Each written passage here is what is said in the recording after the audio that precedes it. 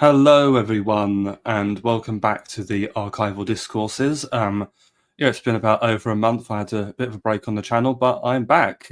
And tonight I'm going to have a very interesting discussion with Mr. Arron Hook, who's joined me on the channel for the first time. How are you, Arron? I'm very well, thank you. Thank you for bringing me on. That's no problem. And I brought you on because I know you're a bit of an expert on the subject. We're going to be talking about British politics, or specifically the transformation of British politics from 1900 to about 1924. And we're going to be looking at the change in the two-party system from a conservative liberal two-party system to a conservative Labour two-party system.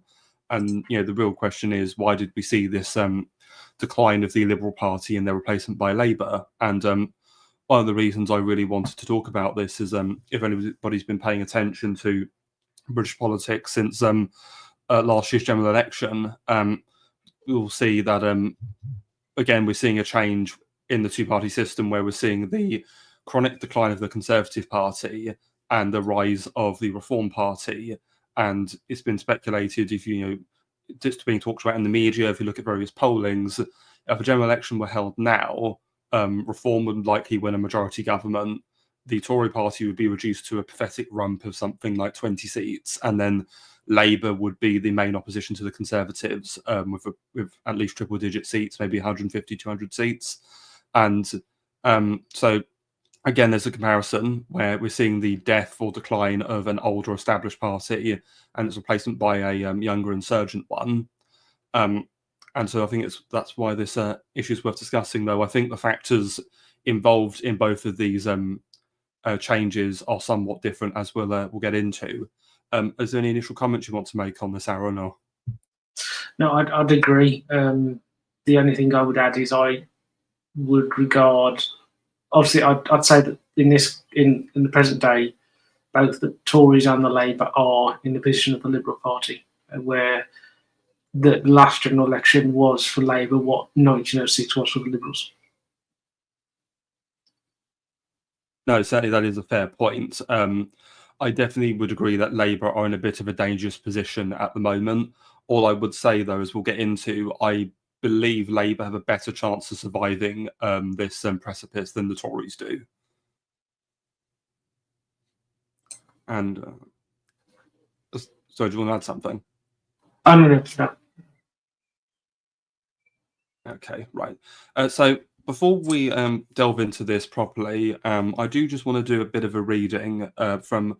So what actually got me interested in discussing this, other than the news and comparisons that can be drawn to 100 years ago, is I recently started reading a book by Maurice Cowling, who was a British political historian, and particularly his book called "The Impact of Labour, 1920-24." And for those uninitiated, Maurice Cowling was he was a political historian. He wrote this book, Impact of Labour.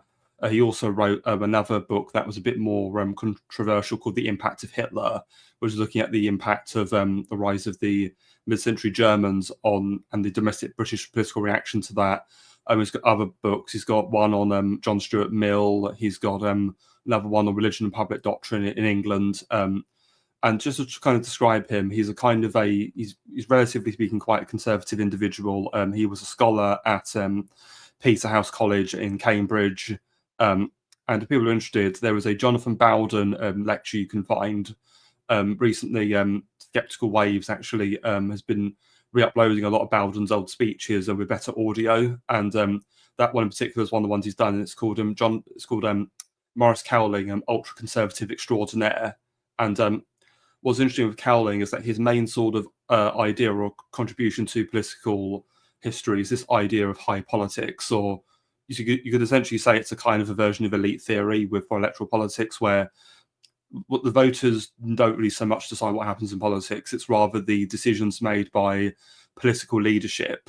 So ultimately, it's like elite theory. It's a top-down understanding and management of politics, which is again, I think it's quite an interesting idea, and I certainly see a lot of truth in what Cowling's talking about. So I just want to read a little bit here from the introduction to the The Impact of Labour by Cowling. So, the character of high politics. Between 1920 and 1924, the Conservative Party made 3 long-term decisions. The first was to remove Lloyd George from office. The second was to take up the role of defender of the social order. The third was to make Labour the chief party of opposition. These decisions were attempts to contain the upheaval caused by the Labour Party's arrival as a major force and to gain whatever advantage could be gained from it. They were deliberately made and strongly contested and were the cause of continuous dispute between the leaders. The outcome and the consequence of the general election in 1924 was that for the next phase of political activity, Baldwin wore the mantle Lloyd George had worn in the last 2 years of office as leader of resistance to socialism. Resistance to socialism first became a possible programme when Labour won the Spend Valley by-election in January 1920. In this story, Spend Valley was crucial. From Spend Valley onwards, the Labour Party was the major problem, whether by outbidding it, by detaching some Labour leaders from it, or by rallying all forces against it. The attempt to deal with it was the central fact in political calculation in the years that followed. This was true of the Conservatives who admired Lloyd George. It was true of those who disliked him. It was true of the Conservatives who destroyed his coalition. It was true of the Asquithian Liberals whom his coalition had destroyed. Salisbury wanted to make the Conservative Party the centre of resistance by detaching it from Lloyd George. Birkenhead, Austen Chamberlain, and at times Churchill wanted to submerge it a centre party of resistance under his leadership. Lord Robert Cecil wanted the Centre Party to ignore the Conservative right, embrace the Asquithians and the respectable Labour leaders, and avoid Lloyd George.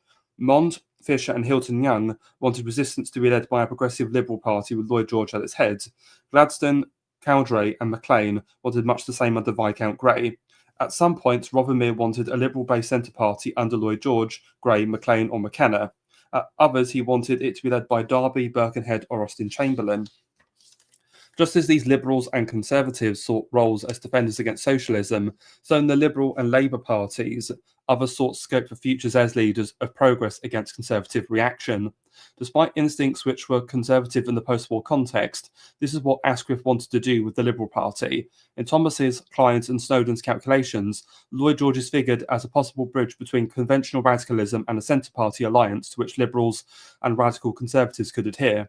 Haldane hoped for something of the kind with prominence for himself, so in some moods did Grey, provided Lloyd George was not involved. In this, they were distinguished from MacDonald, whose object from his election as chairman of the Parliamentary Labour Party in 1922 was to make Labour the only party of progress. MacDonald's willingness to take office in 1924, once the Liberal Party had decided that he should do so, did not deduce his desire to supersede it. The election of 1924 demolished the Liberal Party and destroyed all hope of a Centre Party. It established that there would be one party of change and one party of resistance, and that the Conservative Party would be, for the moment, the party of resistance. Baldwin, Bridgeman, Salisbury, Amory, Woods, Hoare, Joynson Hicks, and Neville Chamberlain succeeded where nearly all other leading politicians failed. These failures should not conceal the fact that from the Spend Valley by-election to the day on which the election results were declared in October 1924, there was something resembling equality of opportunity for all the groups concerned. One mythology invented by Lloyd George and Birkenhead implied that the overthrow of the coalition in October 1922 and resistance to its revival involved replacing the modern government of an industrial nation by a recalcitrant group of reactionary diehards. Another, invented by Baldwin and his followers, was that their task was to prevent the escalation of class conflict promised by the personal immorality, opportunist cynicism, and aggressive determination to do down the poor, which were alleged to be the salient features of coalition politics. Both were half-truths. The struggle which occurred in the Conservative Party between 1920 and 1924 was a struggle about method rather than about policy. It was a struggle to decide what to say and what tone to say it in. In attempting to construct a broad-based body of resistance to socialism, Baldwin was opposed to socialism. So was Salisbury, so were all the Conservative enemies of Lloyd George, all his Conservative supporters and all the advocates of a Centre Party about the damage it would do and the danger it would bring. If not resisted, they were agreement, but differences about were inseparable from disputes about persons which centred around Birkenhead and Lloyd George on the other hand, and first Salisbury and then Baldwin on the other. In this respect, Baldwin was the beneficiary of the position established by Salisbury between 1920 and 1922, when Lloyd George's willingness to resist Labour did not stop criticisms of the justification he offered for resistance. Before the fall of the coalition, these involved rejection of Birkenhead's idea that resistance to Labour was its raison d'etre. When it fell, one thing that was thought to have fallen with it was the idea that Labour was the common foe. Between 1922 and 1924, the chief concern of the Conservative leaders was to find something to say which was not as bare. Until the election of 1924, it was not certain that resistance would be successfully electorally, that success was possible under Conservative leadership, or that the accommodating style of resistance established on the fall of the coalition could survive. And that's the end of that segment that I wanted to read. And so from there, you can really see that Cowling's got this idea, going back to the idea of high politics, that essentially the British political establishment, especially the Conservative Party leadership, decided that we no longer are willing to support this idea of a Tory Liberal order. We are going to throw the Liberals under the bus, and we're going to promote the idea of Labour as the chief party of opposition because it benefits a narrative where we want to portray ourselves as the chief champion of the social order against socialism. And obviously, on the other hand, this benefited Labour because obviously without the three parties, the Tories were obviously the most conservative or reactionary, whichever term you prefer to use. So from their perspective, by having the Tories as their main opposition, it then, I guess, created a stronger contrast in the system. Are you going to vote for socialism and progress, or are you going to vote for, I don't know, backwardness and reactionary politics, to put their spin on things? What's your thoughts on that? I know, I'd agree. And in many cases, the sort of Conservative alternate conclusion that they need to drop the throw the Liberal under the bus to face Labour is drawing on sort of long-term anti-socialist thought within the Conservative Party, and particularly activists going back to the 1890s and the early Edwardian era, where in the piece that you read, there's a mention Salisbury. That's the fourth Marquess of Salisbury. In that his father, the third Marquess of Salisbury, who was my profile pick, he was lamenting when he was Prime Minister between 1895 and 1902 about how the Conservatives were going from being anti-liberal to being anti-socialist. From that point, so you're seeing very much, by the time you get to 2024, that coming to fruition in the leadership. You've got the new generation, very much post the unification of the Conservatives and the Liberal Unionists coming together. And that's notable by the fact that you've got, among those names mentioned, who were sort of within the Conservative pushing that, you had the name of Leo Amery, who started out as a Liberal Unionist, and of course Neville Chamberlain, sort of Joseph Chamberlain, who was obviously the leader of the Liberal Unionists, very much the radical wing. And so there's an element of, especially with Chamberlain and the more sort of liberal Conservatives, that they are opposing socialism while supporting social reform as well. So it's that the sort of claim about reaction, being reactionary among some Conservatives from, say, Labour at the time, or even Liberals, was very much exaggerated, shall we say. But the general idea of being opposed to socialism that Cowling mentions, I entirely agree that was very much the policy at the time. And another idea which I think is interesting, as we'll get into a little bit, is obviously you mentioned the Liberal Unionists, because they eventually do merge into the Conservatives. I believe it's in 1912. What's interesting is that they actually, you can almost say the Tory party end up adopting, through this infusion of former Liberal MPs into their party, they start adopting, you could say, a more liberal platform. And so you can almost argue that perhaps they're starting to steal the Liberal support away from the Liberal Party. Yeah, very much so. You do see that, especially with sort of that they're. But this goes later on after the period we're talking about. But when you see that in the National Government in the 30s, they're very much putting in, which for those who don't know, was a coalition government, but led by the Conservatives under Baldwin. The Prime Minister was Brandon MacDonald, but Baldwin, the Tory leader, was very much the power behind the throne, and Neville Chamberlain was Chancellor of the Exchequer. And you see a lot of social reform, which was policies are brought in. Were very much the sort of thing that Joseph Chamberlain was advocating during the 1890s and the Edwardian era. And so the Tories do sort of steal the sort of Liberals' clothes, as it were, when it comes to social reform to a degree. And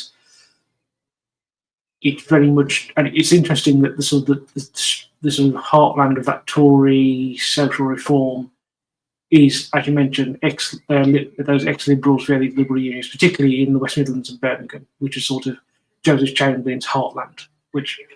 And to go a bit further ahead in history, I'll try not to go too far, but you can see a direct line from Joseph Chamberlain, the Tory reformers of the 30s under Neville Chamberlain, and then Enoch Powell, and into reform. There's almost a direct line there through various elements. Social reform is one of them, patriotism is another, and eventually immigration, which is an under-discussed topic that goes on in the Edwardian era. He's sort of a part of that as well.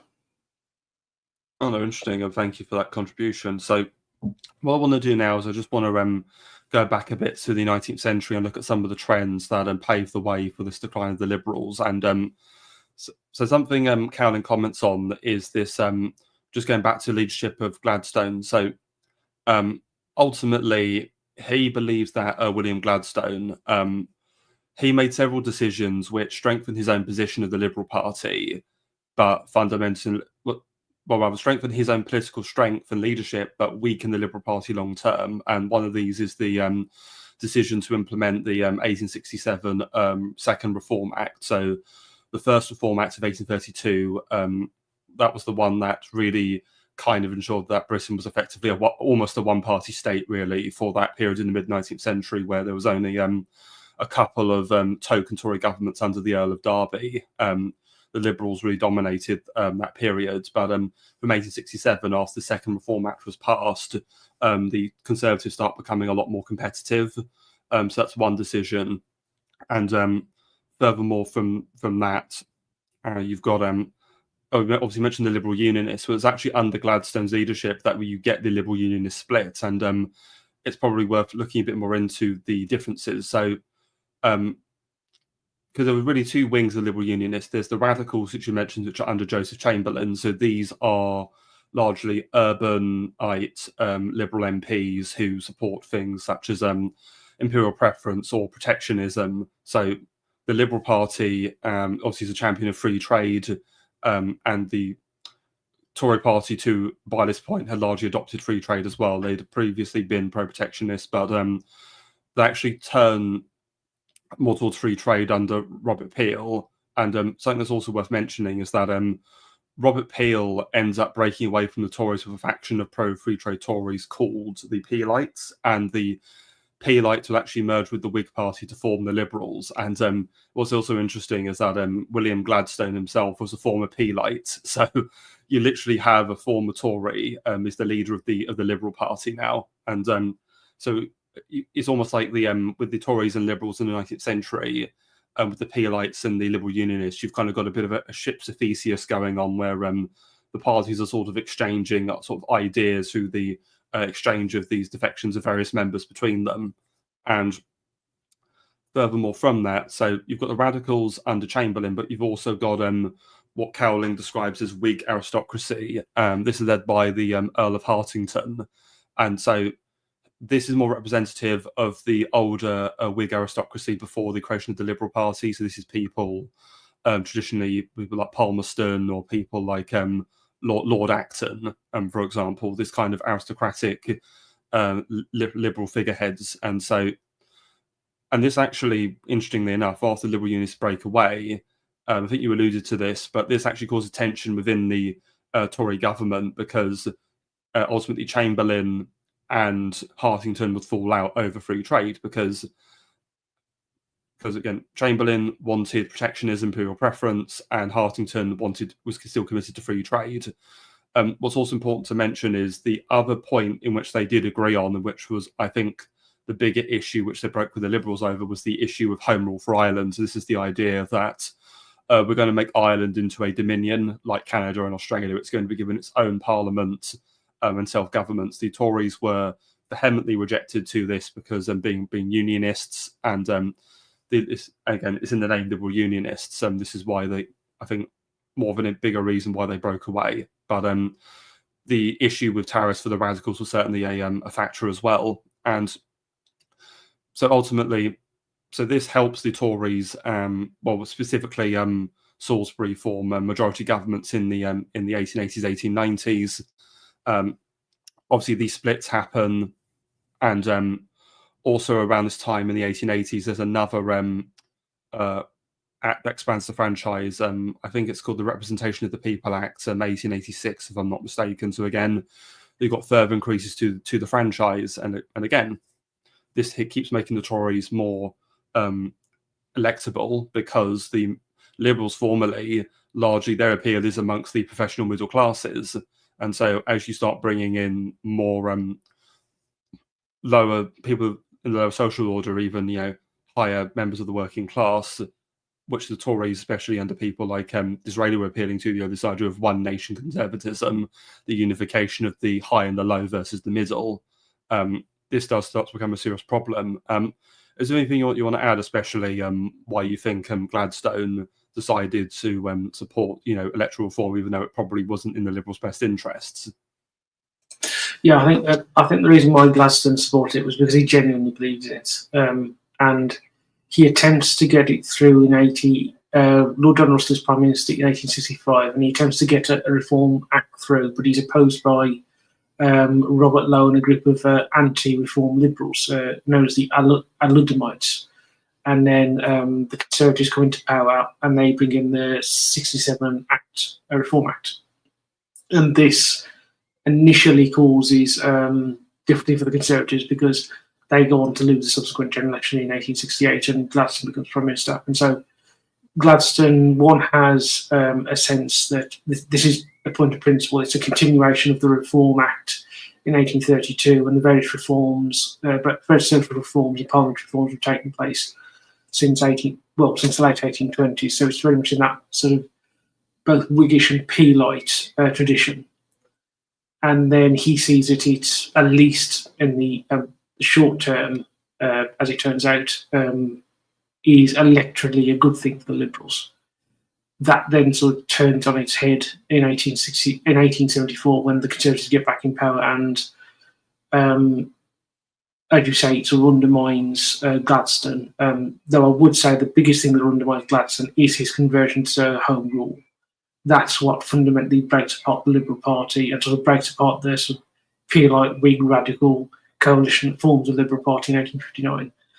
And again, that is Gladstone's conversion is a conversion of principle, and it certainly it has, with reform, sort of shores up his position within the Liberal Party as Liberal leader, but it does terrible damage to the Liberals electorally. For example, the Liberals had in the 19th century, the last general election, the Liberals win a majority in 1880, and they don't win another general election with an overall majority until 1906. And it is because they have that split where the Liberal Unionists go off with both the Whigs under Hartington and, as you mentioned, the Radicals under Chamberlain, and they sort of undermine the Liberals in Britain, and also at the same time the Irish Parliamentary Party, because it is a broad church, all committed to Home Rule.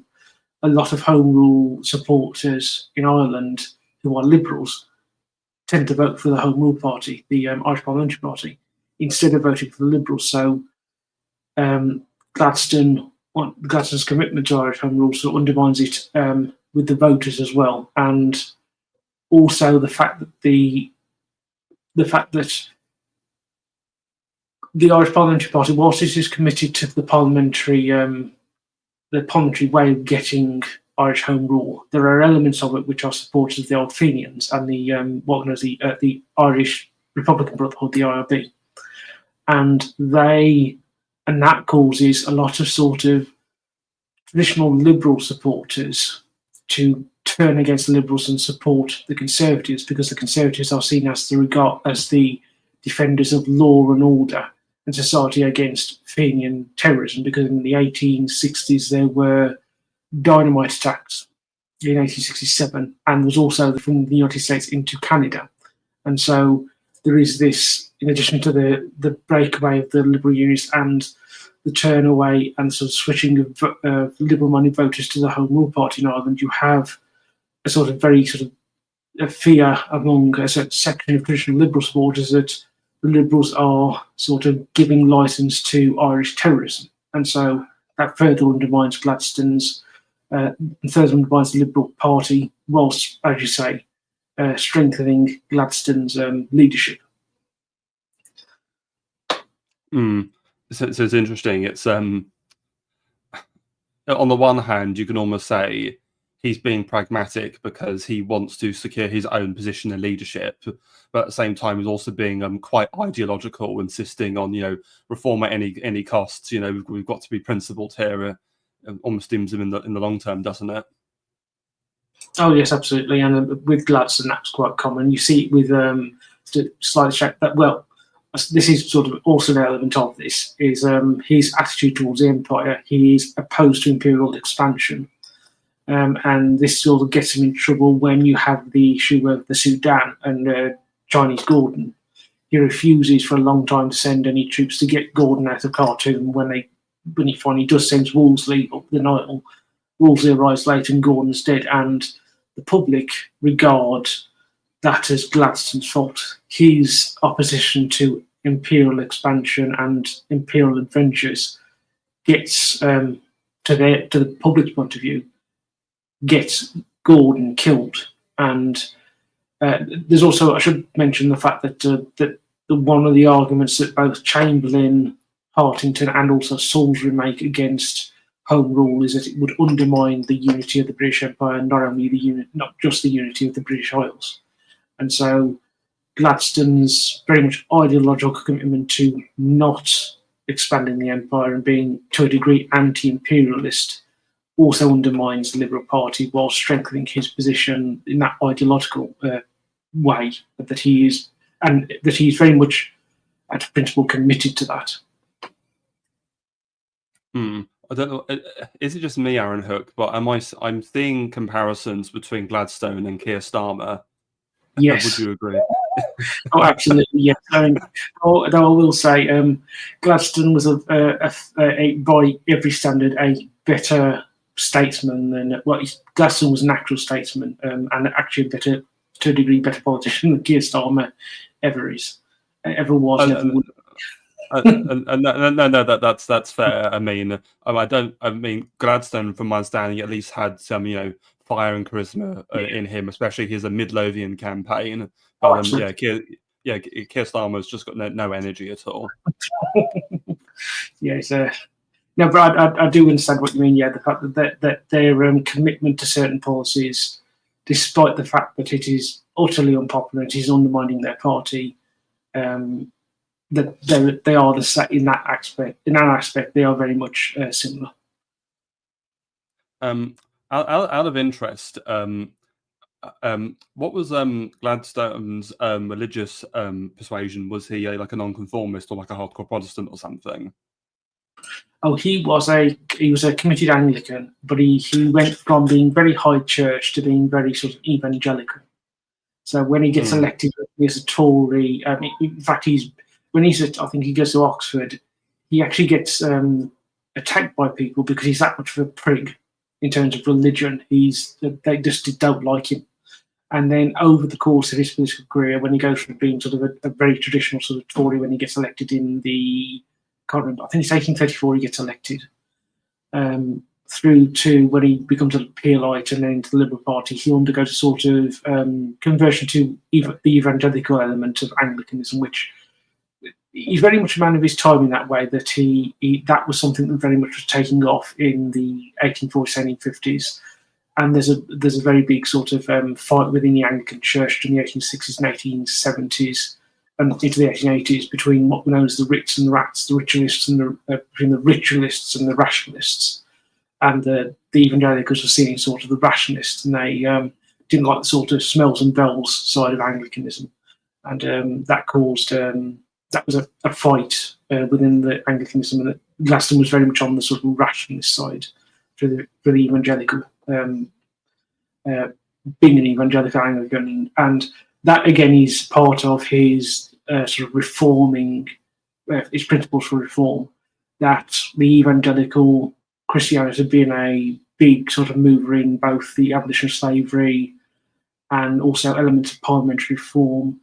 And so Gladstone is going from being a sort of reactionary Tory when he's first elected through to, by the time you get to the 1860s, into a sort of reforming, politically reforming evangelical Anglican by, as I say, by 1865.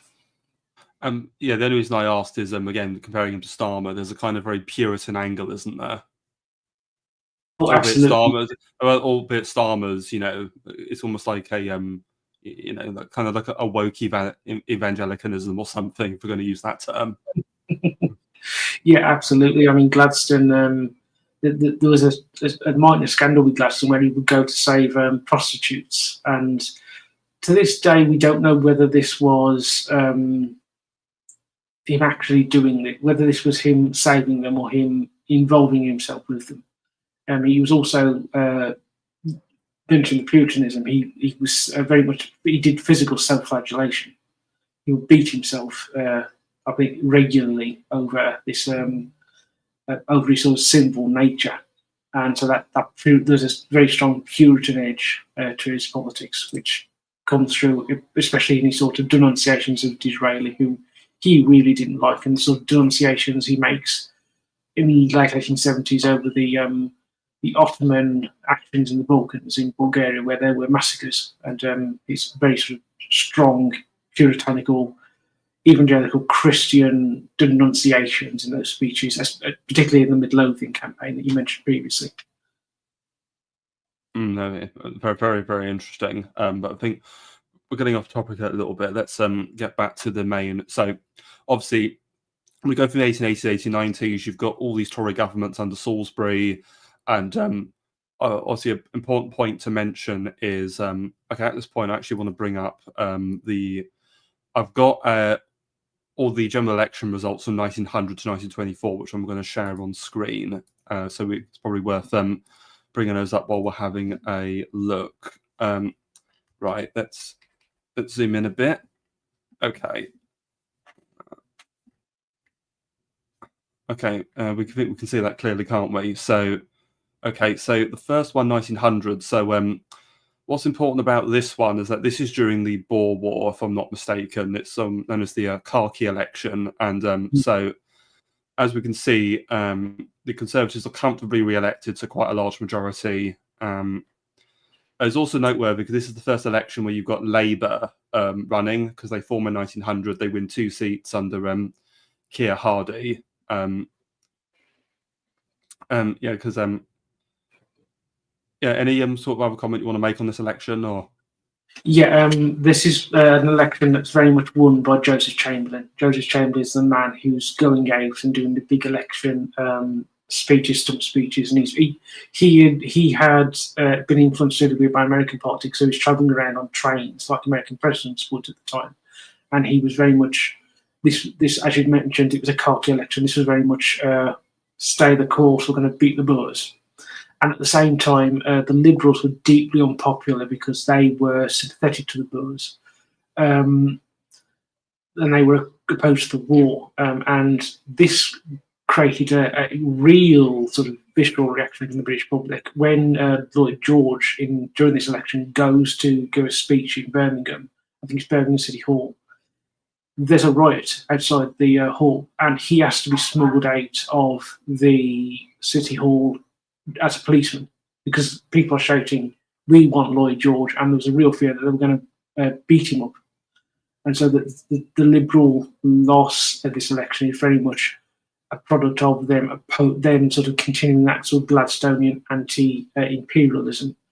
I should say that there was a faction with the Liberals who we'll end up talking about quite soon when we get to 1906, called the Liberal Imperialists, who were opposed to this, but and they what they do in 1906 and during the sort of the Campbell-Bannon and Asquith governments of 1906 to 1914 are very much influenced by what happens in this election, and also the sort of loss of this election is what stimulates the Lib-Lab Pact in 1903 between the Liberal Party and what was then the Labour Representation Committee.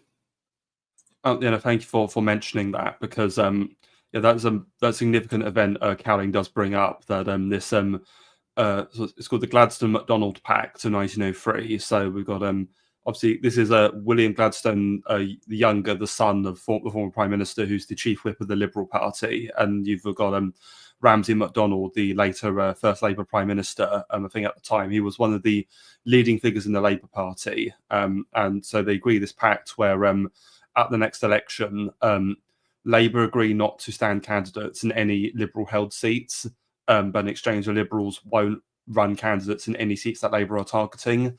And this is designed because they want to just get the Tories out of government. And I think this is, again, significant because, again, I think this decision short-term is beneficial for the Liberals. It's probably long-term a bit of a disaster because you're helping Labour establish a bridgehead in Parliament. And so just to move on to the 1906 election. So here we go. So in this one, as we can see, Liberal complete thumping landslide, near 400 seats. Tories get their worst result until last year's election, where they got about 30 seats less than this. Labour, as we can see, do significantly better. They go from 2 seats to 29 seats.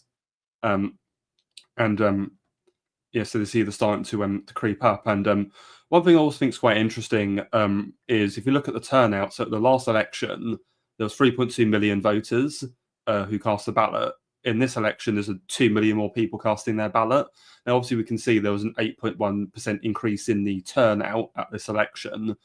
I had to look into this because I thought, even though there's an 8% increase in turnout, that still seems a very high jump in the number of voters. And I had to go and have a bit of a look into this. And from my understanding, no, there was just, I think, a genuine increase because there were still some property requirements here. I think some of the people on the lower end of that, I think, met the property requirements, were able to vote this time. And so I think that, certainly stung the Tories. And also, I think by this point, as we can see, Salisbury had resigned and Balfour was now the Prime Minister. And what also didn't help them, as you mentioned, you've got this infighting between the Liberal Unionists, between Chamberlain and Hartington. Obviously, Chamberlain actually resigned as the Colonial Secretary in 1903 to campaign for imperial preference and tariff reform. And so this infighting doesn't help. You've then got all these other issues. So, for example, the Tories, I believe, actually reformed the education system, and this peeves off a lot of the nonconformists in the Tory party because this education reform means that local taxpayers, I think, have to fund like Church of England schools and education, which they're fuming, and they switch and vote Liberal. It should also be noted the circumstances around this election because at this time, this was actually, if I recall, the last election before the House of Lords Reform Bill in 1911, which, because before then, Parliaments usually lasted 6 years. You had 6 years between elections. And so the previous one in 19... Sorry? It was just 7 years. Under the Septennial Act 1715, it was 7 years, the parliamentary term. Oh, really? 7 years? Yeah. Oh, well, it's even longer. Well, I thought it was 6, but yeah, it's that Lords Reform that froze in parliamentary terms being 5 years from 1911. And anywho, so what ends up happening here is what should really be understood is that the Liberals don't really win this election in a landslide because they're popular. They win just because people just want the Tories out. Again, stop if you've heard that one before. And I mean, especially if we look at the actual results, you can see the Liberals only win about 300,000 more votes than the Tories, and there's only about 5.5% difference in their vote share. So it's not really that much of a difference. So it just goes to show that they probably won a lot of very narrow races. So again, it's almost not that different to the Labour victory at last year's election.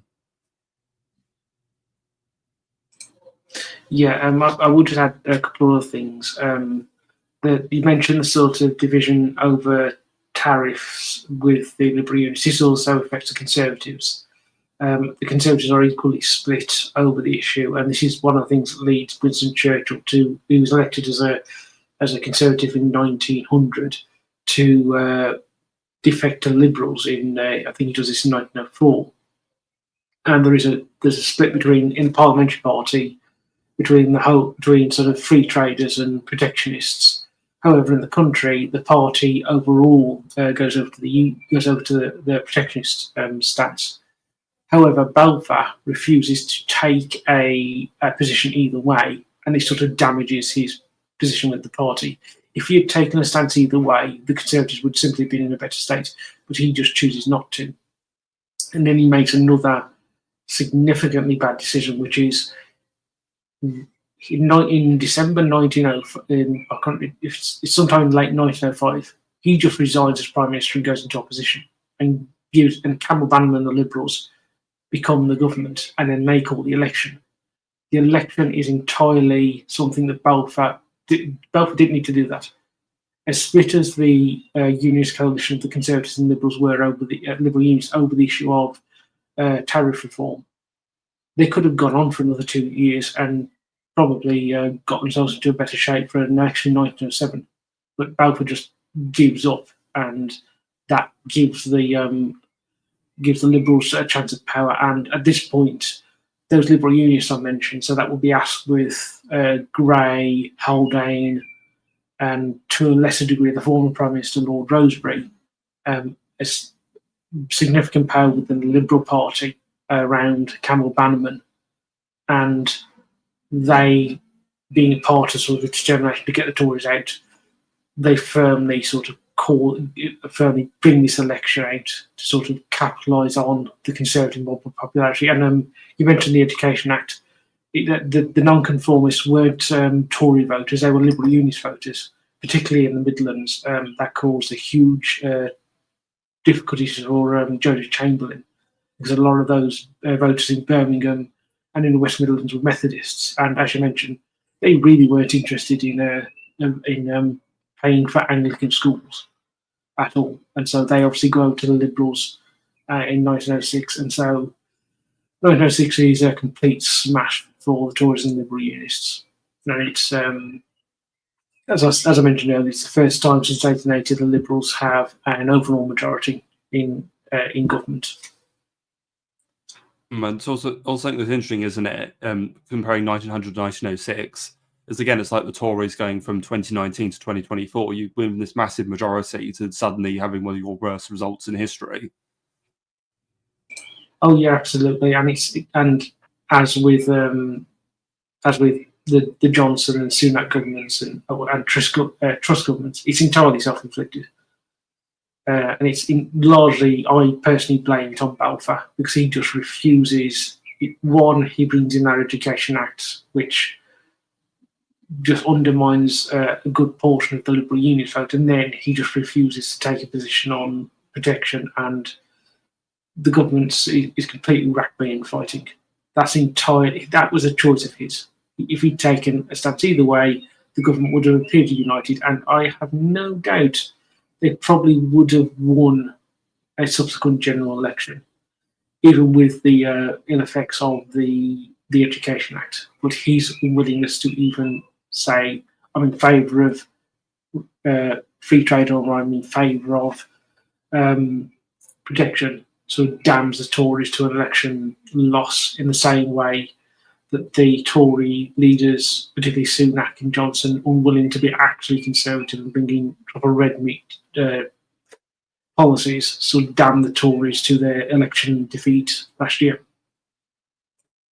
Well, there's actually one difference here, though, which is that if we're talking Johnson to Salisbury and Sunak to Balfour, obviously we had Liz Truss, where there was no interim leader for the Tories 100 years, of more than 100 years ago. But as bad a rap Liz Truss gets, I believe that if she'd stayed leader of the Tories, I still think they would have lost the election. I just don't think she would have lost quite as badly as Sunak did, if I'm being honest with you. Yeah, I mean, she actually was prepared to give some red meat, which Sunak and Johnson pretty much weren't. So I agree with you there. Yeah, and well, if only the Tory party made a more sensible decision by not getting rid of her, they may have a chance of not getting wiped out. So yeah. Yeah, well, it's probably worth we now right, move on. Okay.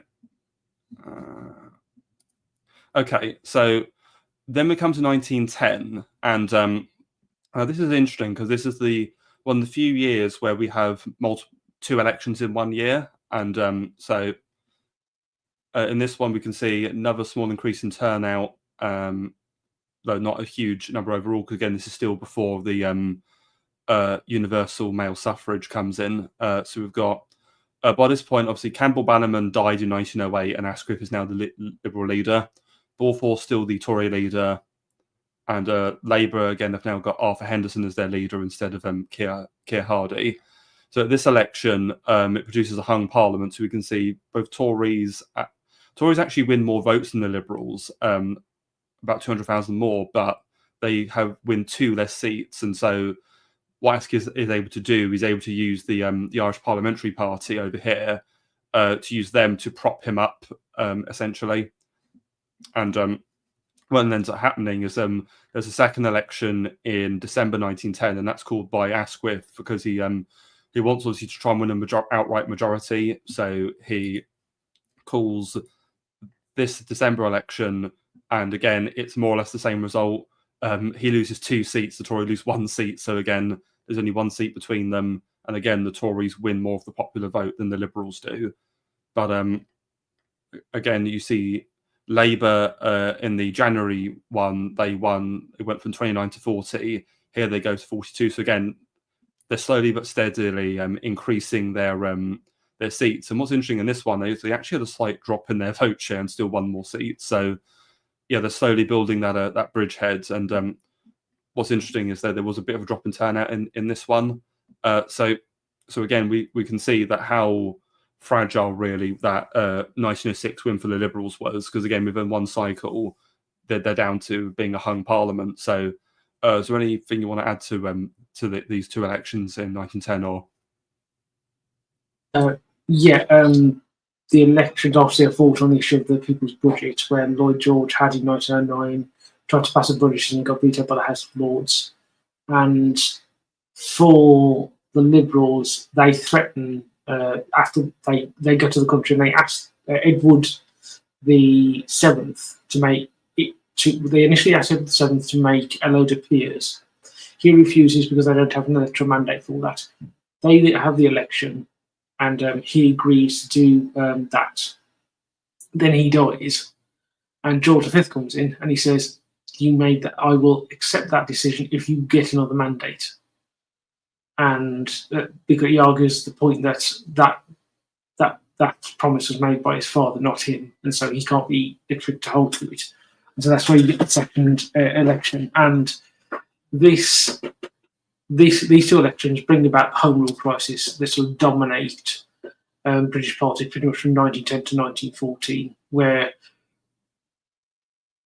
after sort of 1900, the Liberal imperialists in power. Asquith is probably the foremost of the younger Liberal imperialists, alongside Edward Grey, and they have no interest in Irish Home Rule, and they have regarded the Irish Home Rule as treating the Liberals like being like a sort of ring through the nose, and it allows the Irish Parliamentary Party to sort of lead them around. And so when it comes to between 1906 and 1910, they really don't touch the issue of Irish Home Rule.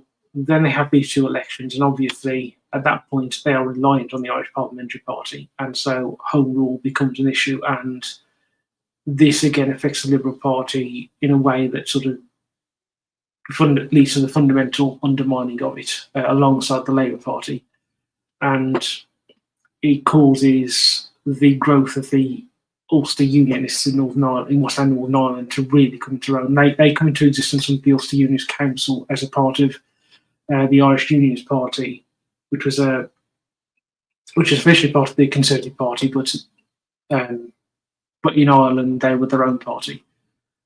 But however, they really become a force of their own after this election, particularly in 1912, with the passage of when the Liberal government commits to the passage of a Home Rule Act or a Home Rule Bill.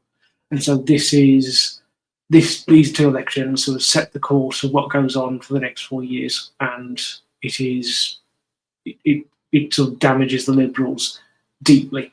And this is fundamentally this period of 1910 to 1914 is fundamentally what kills the Liberals. Everything after that is just insult to injury, as it were. This is the period that sort of the Liberal Party fundamentally dies. It gets fatally wounded, and so these two elections bring that about.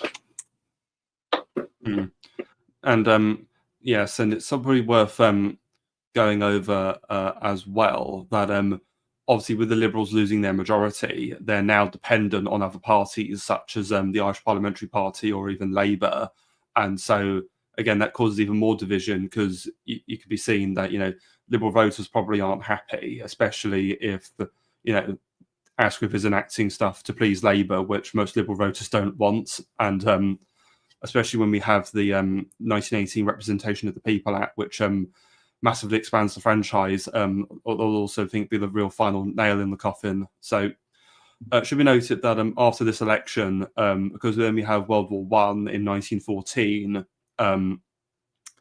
there isn't an election for 8 years, and the next election after this is in December 1918. It's probably worth quickly going over the Liberals in World War I, because when the war obviously when you have the July crisis, obviously Asquith's in this unenviable position of being in a minority government, being propped up by Labour, who are pacifist, and so Labour don't want Britain getting involved in the war. The problem with Asquith is that half his party, led by Lloyd George, support intervention, and so do the Conservatives. And here's the problem: if Asquith says no, then Lloyd George and the Conservatives are just going to basically just take over and force the country into war anyway, which would end up happening obviously midway through the war when Lloyd George coups Asquith in December 1916. So ironically, had Asquith tried to turn down what the Tories and Lloyd George wanted, what would have happened in 1916 probably would just happened a couple of years earlier anyway. And so you end up getting the split in the party between the Asquith's Liberals and then Lloyd George's coalition of National Liberals. And from there, we now move on to 1918. So this is the first election where you have full adult male suffrage. All men over the age of 21 can vote regardless of any property requirements. And also there's partial female suffrage. Any woman over the age of 30 who meets a property requirement is entitled to vote.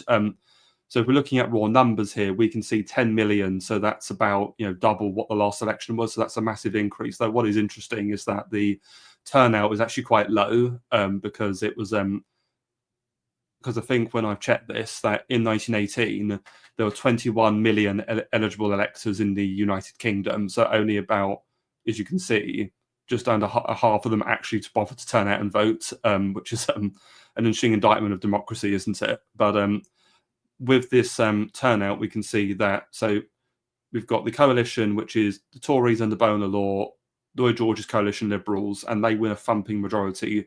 Tories win 379 seats, Lloyd George. So all 127 of his MPs are re-elected. And then Asquith's Liberals crash down to only 36 seats. And again, because what happens here is the Tories and the coalition Liberals don't run candidates against each other. But when it comes to the opposition Liberals under Asquith, the coalition, the candidates for the government are Tories and not the National Liberals. So this is why the Tories win such a lopsided amount of MPs. And what's also interesting is, despite the fact the Tories here have enough MPs to actually form an outright majority government if they wanted to, they actually run with Lloyd George during the election because they actually believe that he's the best chance they've got of re-entering government or maintaining a government anyway. And with Labour, as we can see, there's another increase. They now win 57 seats. What was also interesting is that in Ireland, the Irish Parliamentary Party crash and burned only 7 seats from about 74, and Sinn Féin under Eamon de Valera, who later become a TSOC of Independent Ireland, becomes the main party in Ireland. And so here, I think, again, this is the real terminal death of the Liberal Party, because you've effectively got, again, Lloyd George just knifing Asquith in the back and combining that with this new empowered franchise, though it's not fully come into voting yet. In future elections, this again would destroy the Liberals, because most of the new voters are people of the working classes, and most of these people identify with the Labour Party, or if they're in rural areas, they identify with the Conservative Party. They don't really identify with this Liberal Party, which represents, this sort of urbanite, professional middle classes. Ultimately, is there any sort of assessment you want to add to that, or? Yeah, just to add a bit. The reason why the Irish Parliamentary Party suffered such a bad election in 1918 is because they had been such a dominant force in Irish politics that many of the MPs, in some cases, hadn't had anybody standing election against them for several different elections. And so when in 1918 Sinn Féin starts standing against them, they don't know how they sort of lost their skills as a campaigning party. It's sort of been lost outside of places like Ulster, where they'd always have to compete with the Ulster Unionists, or the sort of Unionists and the Conservatives. And so that's why Sinn Féin sort of switched abroad. And also, as you mentioned, the Conservatives didn't think they could win. They couldn't win on their own without Lloyd George. I should say this is very much a view of the leadership. It's not of the party faithful. The party faithfuls are the National Union, which is the sort of national organisation for the constituency parties or constituency associations and sort of conservative groupings in the country. They are absolutely convinced the Tories can win an election on their own. It's very much the senior leadership, Bonner, Chamberlain, Birkenhead and the like, who sort of do not think this, and this is an opinion that sort of lasts with particularly Chamberlain and Birkenhead right until October 1922. One other thing I will mention is that the Labour Party has in 1918 has a significant change, which is it adopts a proper constitution, which is written by significant portions of it are written by Beatrice Sidney Webb of the Fabian Society, and this is at this point the Labour Party first officially becomes a democratic socialist party. And so you'll see this election is the one where Labour has sort of come to its fore, has sort of matured as a party properly, and it's in a way that they hadn't been certainly in 1906 or the 1910 general elections. This is when they are an actual proper parliamentary party, instead of being a loose sort of grouping of MPs that they had been pretty much before the First World War. And one thing I should mention, that during World War I, MacDonald was leader at the outbreak of war. He resigns, and Arthur Henderson becomes leader.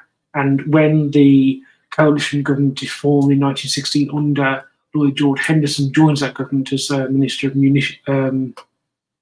of Labour. And so Labour has, by 1918, a very small, limited reckoning government, but a reckoning government they can draw on and point to.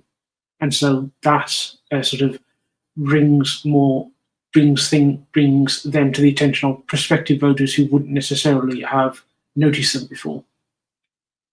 No, it's interesting, isn't it? It's that Labour go from being a party of pacifists to joining a coalition war government. As the saying goes, you don't change politics, politics changes you. Well, I disagree that they were a party of pacifists. They had a pacifist wing, but they also had a wing of the party that was very firmly in favour of going to war. J.R. Klein's Jimmy Thomas, who was a Rowland Union's General Secretary, Henderson, quite a number of senior Labour MPs who would, at one point or another, William Adamson, who's leader of the party at this point, they are very much in favour of going to war. They're very patriotic. They're very in favour of the empire. I think in a bit when we should just discuss the formation of the Labour Party, because it influenced what happens in 1924. No, that's fair. One thing I will say, I just want to very quickly going back to the idea of Labour being pro or anti-war. Well, sorry, I think I was being more general because across Europe, principally the parties of the left, the German Social Democrats or the Italian Socialists, they're both militantly anti-war, but they both become pro-war by the time the conflict breaks out. So it's just a general trend, which I think I was applying to Labour there. So sorry if that was a bit inaccurate. But regarding Labour, what's interesting as well is this idea of them becoming a proper party. I think it's also worth going over the different factions of Labour because Cowling identifies there's the proper core party, but then there's also two other wings that are important. You've got the Fabian Society led by Lord Sidney Webb. So again, these are these sort of intellectual leftists, and they're sort of the elite intellectual wing of the Labour Party. And then you've also got the Trade Union Congress, who are representing the interests of the various trade unions and their membership as well. So it's a broad coalition really. You've got intellectuals, sort of trade union representatives, and these actual political representatives of different working class and industrial communities. And I think this is ultimately, as we've seen with the Liberals, with the Tories, any successful party requires a coalition of different factions. And it's all the question is, can you effectively manage those different factions in a productive direction? Yeah, absolutely. And when the Labour Party is formed as the Labour Representation Committee in 1900 and then ventures the party in 1906, there's a proper fight going on between the Fabians and the trade unions. Throughout the latter half of the 19th century, the trade unions are adamantly opposed to the idea of there being a Labour Party at all, because they regard that as counterproductive to the Labour movement.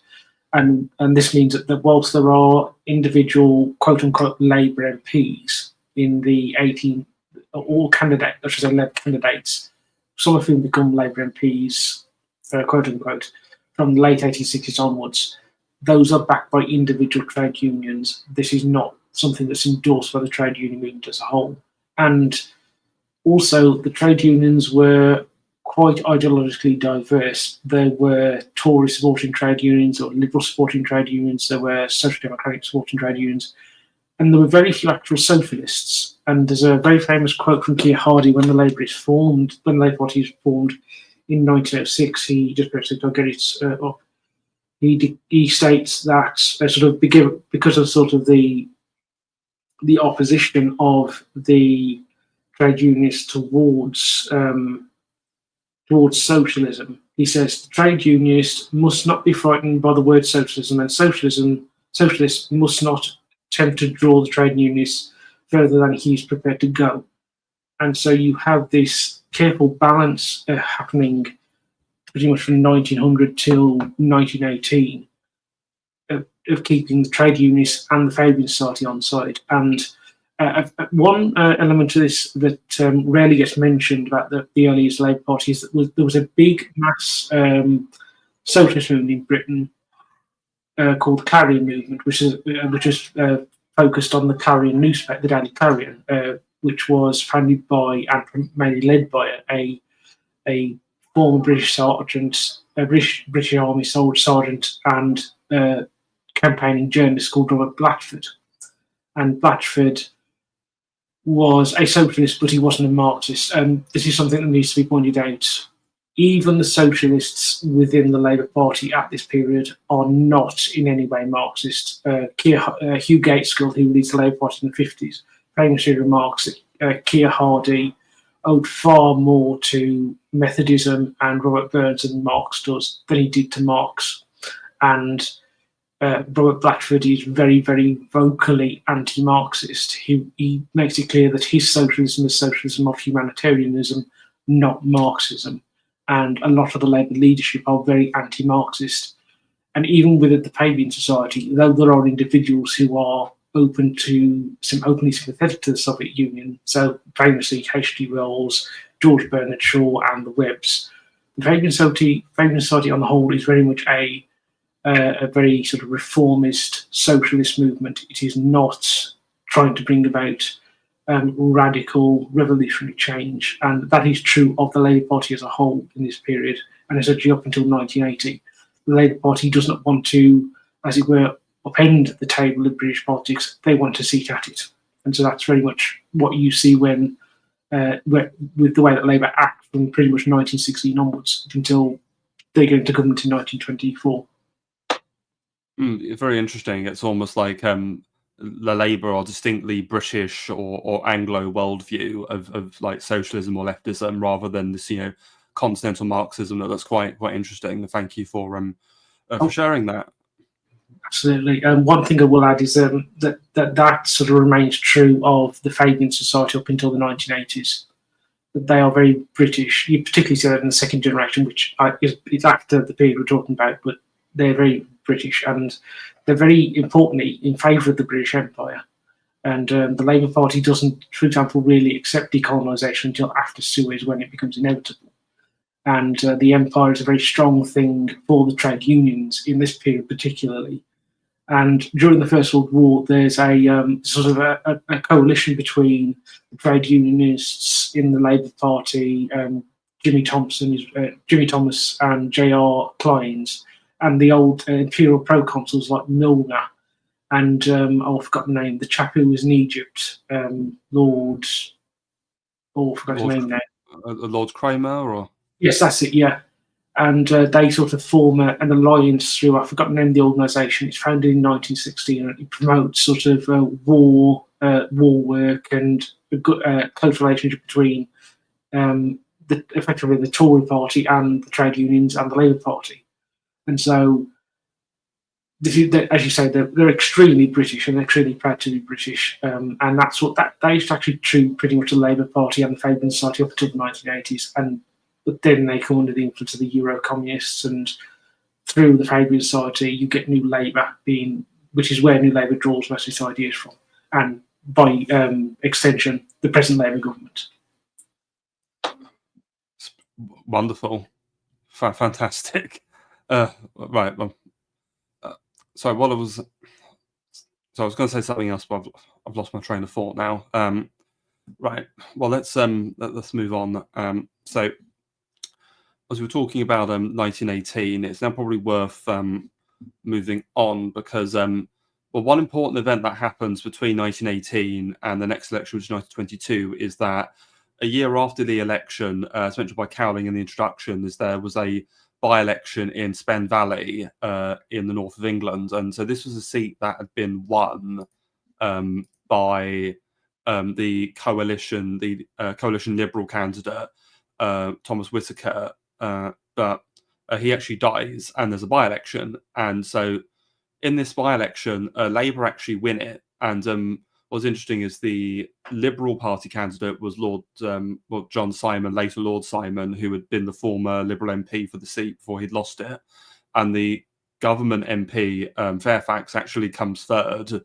And it's from this point that Liberals and Tories start to take the threat from Labour quite seriously, because Labour have won a seat which they haven't won before, but it's also a seat that quite traditionally voted Liberal, and so it's almost like a presage of things to come.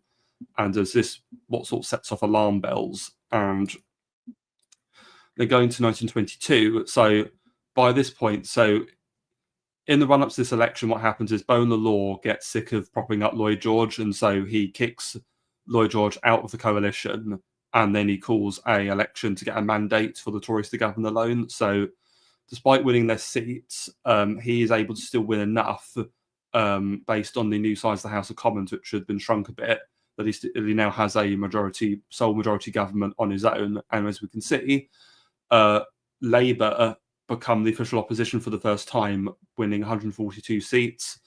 And if we look at both wings of the Liberals, so Asquith's Liberals recover a little bit to 62, but Lloyd George's Liberals crash down to only 53. So both wings of the Liberal Party become behind Labour. And so, again, it's interesting, isn't it, that even after being kicked out, I think the split between Lloyd George and Asquith was so severe that they were unable to make up, I think, after Lloyd George had backstabbed Asquith. And so this was really, I think, the final nail in the coffin of the Liberal Party, is, I think, their inability to kind of put differences aside and unite for the sake of the party. Would you say that's a fair point? Oh, absolutely, yeah. And the reason why, and that sort of split is as much personal split as it is a political one. These were two men who had been quite good friends, and so they become real bitter enemies. And it isn't until after Asquith's death in 1928 that the Liberal Party properly reforms under Lloyd George's leadership. And and in fact, this election and also the memory of Lloyd George in government really sort of keeps the Liberals out of power, because during one of the things happened, one of the sort of things that sort of got the Conservatives so fed up with Lloyd George was the fact that he was selling honours, and the Conservatives found this completely unacceptable. And so Baldwin Baldwin in particular was really morally outraged by this, and so he describes when he becomes Prime Minister and his subsequent term as Prime Minister after the first Labour government is cleaning out the stables of Lloyd George's corruption. And so there's an intense within the Conservative Party, so as well as sort of the sort of pragmatic fact that they've chosen to sort of see Labour as the fact that Labour is now the main focus. There's also a sort of personal revulsion amongst senior Conservatives towards Lloyd George himself, and at the same time, Labour don't much like him either. They regard him as the old order, and they're not going to let him get back in government to start messing about with things. So when Labour is in power, they very much rely on the Asquith Liberals for their confidence and supply agreements, not Lloyd George's Liberals. And something there's a comment in the chat I just want to address quickly, and it's John Keynes portrayed Woodrow Wilson and David Lloyd them as naive and short-sighted. I'd say that's a fair point about Woodrow Wilson. I would not describe Lloyd George as naive and short-sighted. I think he was a bit of a Machiavellian psychopath, if you want my opinion. So yes, Lloyd George was many things. I can accuse Lloyd George of many things, but naivety is not one. He did things for maybe personal vanity reasons, but they weren't. It was never naivety at all. Well, it's interesting because we talked about Gladstone again. It's almost like it's ego, isn't it? Like Lloyd George wants to secure his own vanity and leadership of the party, but he hurts the Liberals long term. Yeah, and of course that's all that ego and vanity of Lloyd George isn't helped by the fact that at the 1918 general election, that he is central to that sort of election for the coalition, and he is campaigning under a slogan of him as the man who won the war, and so his actions in government between 1918 and 1922 are sort of his inflated ego, both, which wasn't exactly small to begin with, but sort of it becomes almost sort of a planet after the general election of 1918 under that slogan. Well, it's really interesting, isn't it? Because obviously you mentioned Churchill earlier, because not long after this, Churchill would actually defect back from the Liberals back to the Tories when he saw which way the wind was blowing. But obviously he was David Lloyd's protege. He supported because he was the president of the Board of Trade, I believe, when Lloyd George was the Chancellor, trying to push through the people's budget. And it's interesting because Churchill, obviously, as you know, in 1945. Was kicked out of office and Labour won that landslide. And there's this whole idea of, why did the British public kick out Churchill? He won the war for them. And I have to wonder, it's an interesting parallel with obviously Lloyd George, because Lloyd George was sort of Churchill's sort of former master, so to speak. And so it's interesting that Lloyd George was able to win a landslide government after winning the war, whether Churchill was the complete opposite. Though obviously the difference here being is that with Lloyd George, he was being propped up by the Tory party, where that's not something Churchill had. Very much Labour by that point had become fully established as a opposition party, and I think there was too much against them by that point. Yeah, actually Churchill does attempt to do what Lloyd George does in 1918. He tries to get Labour to stay in power until the Japanese have been defeated, and then tries to go to continue the coalition post-war, but that doesn't fly with Labour and Attlee. And there's also one reason why you should point out that Churchill, when he campaigns as the national government, and so the Churchill government is the last gasp of the national government. And one of the reasons why it loses in 1945 is because the national government is regarded as having done its job. The national government, despite the way things are portrayed in popular history, actually did, as I mentioned, with Chamberlain as Chancellor of the Exchequer, did quite a lot of social reform. And Paul Addison, who's a socialist historian, writes in his book, The Road to 1945, that by 1939, Britain had the most advanced welfare state in the world because of Chamberlain's work. And so part of the reason why the Conservatives lose in 45 is because they are seen as having done their job, and now it's Labour's turn to have a go. And so that's also the reason why Churchill fails, where Lloyd George succeeds in 1918. And it's also important to mention that there have been national governments in 1931, and obviously there was no election between, because I think the last election before 45 was 35, so there's 10 years we have no elections. So, yeah, I guess it won out its welcome a bit by that point. Yeah, it was very much a sense of it's somebody else's chance to have a go.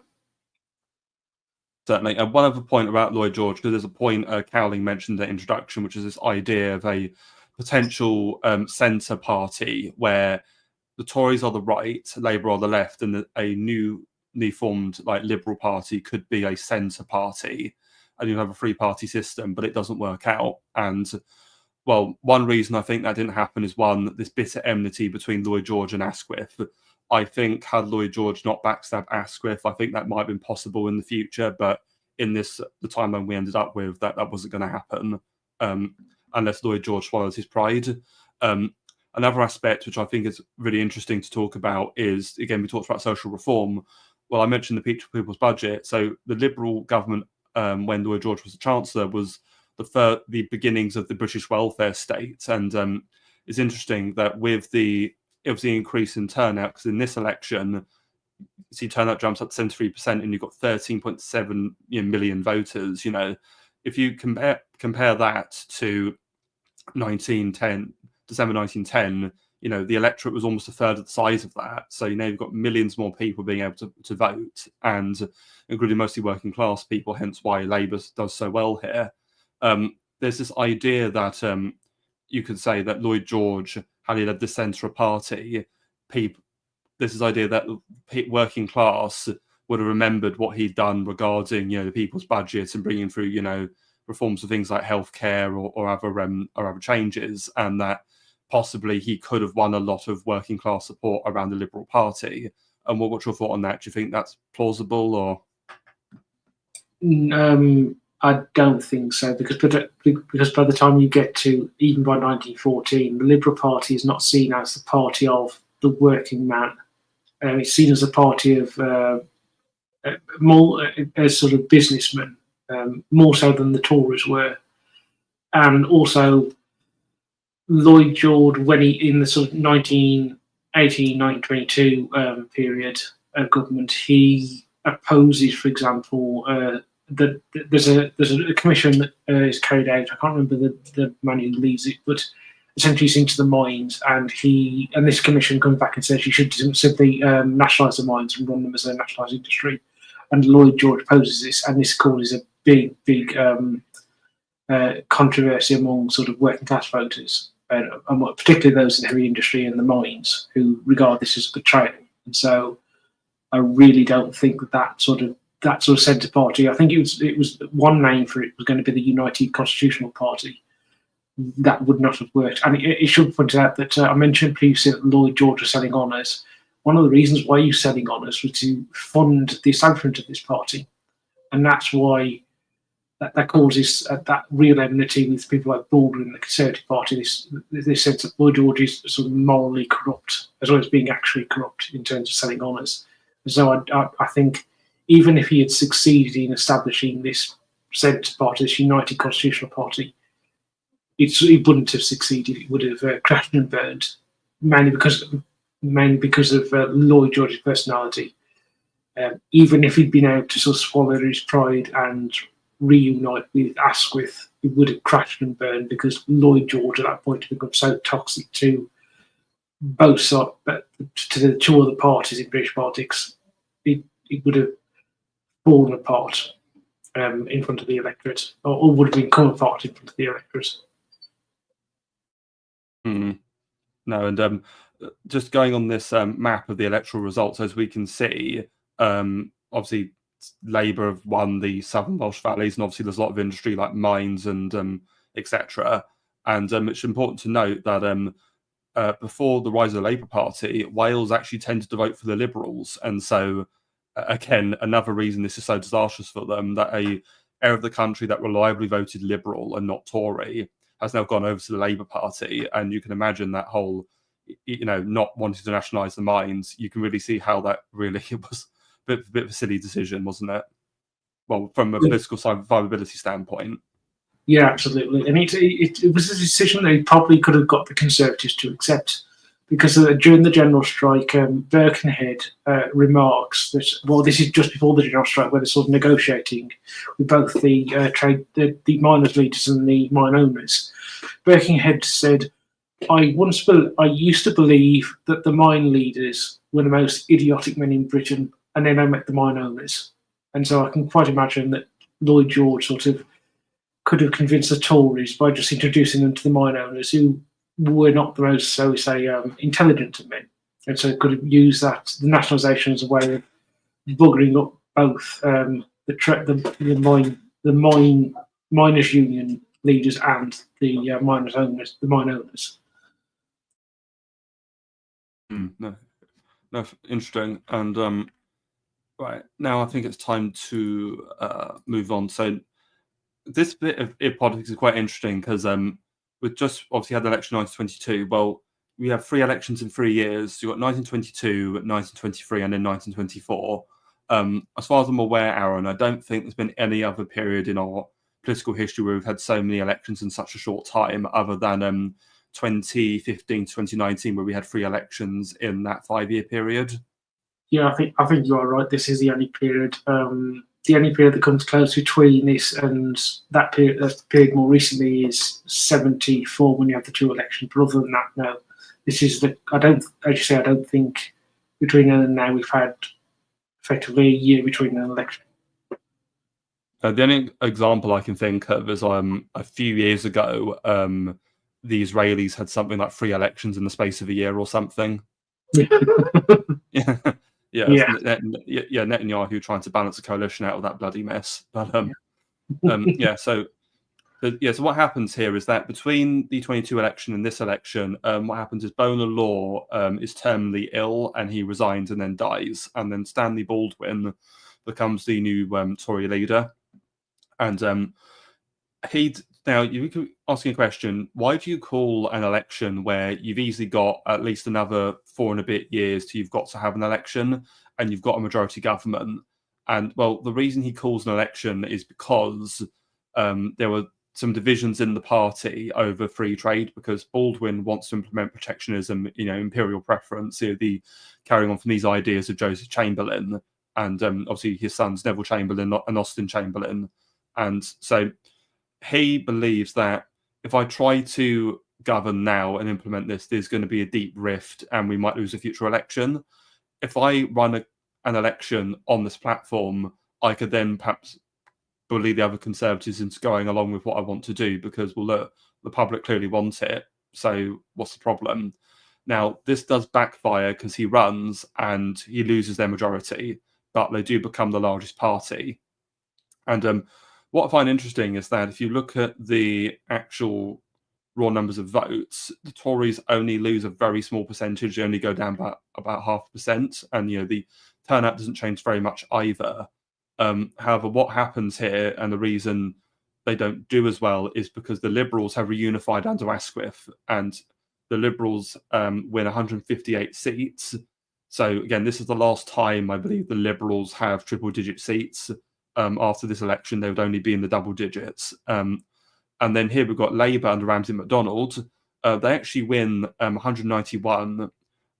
And what's interesting is they only win in about 100,000 votes more than the Liberals do, but yet due to obviously first past the post, they win significantly more seats. And what ends up happening is Ramsay MacDonald ends up forming the first Labour government. It's a Labour minority government, and it's because he gets the support of Asquith to do this. So you have a minority Labour government being propped up by the Liberals, and now it's worth asking, why does Asquith do this? Why doesn't he just decide to, I don't know, work with the Tories and maybe try and establish a containment operation against Labour, who are an insurgent force? And he doesn't do this because, one, he wants to try and make the Liberals, again, a party government again, and he feels that if they just keep working with the Tories, that's not going to happen. And two, because Labour have never governed before, because they're a minority government dependent upon him, he thinks they will just come in, not really do a good job and wreck things, and then at the next election, which he can more or less decide, because all he has to do is withdraw support, cause a confidence vote, and then that will cause an election. They can then come in and say, look, voting for Labour is a silly idea. If you want, sensible, progressive governance, vote for the Liberal Party. That's essentially what his strategy is for why he supports this.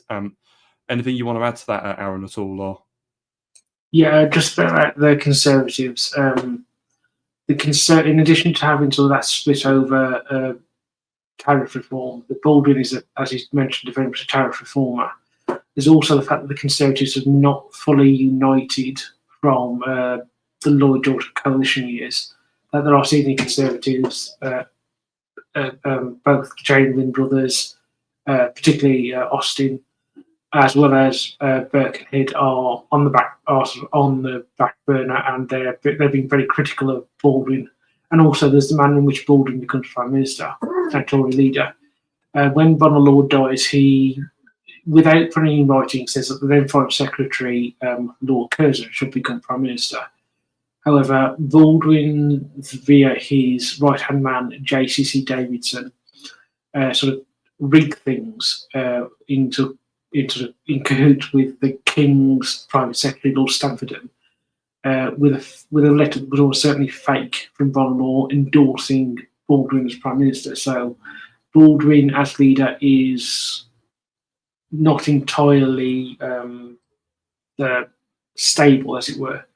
And so another reason why he goes for the election in 23 is to sort of shore up his position, which it actually does reasonably well, but at the sort of expense of the Tories being in government.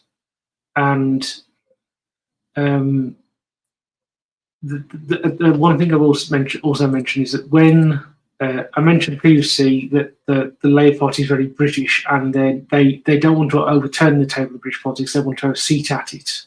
And this is sort of the epitome of this is when, after the election, the MacDonald and his cabinet ministers go and meet the King for the first time to kiss hands. And the Labour cabinet ministers, including MacDonald, do so in full court dress. And people at the time and to this day find it slightly odd, but the reason they do that is for the same reason why they, as working class men, wore their best suits to church on Sunday. It's the proper thing to do, and so this is very much an example of Labour.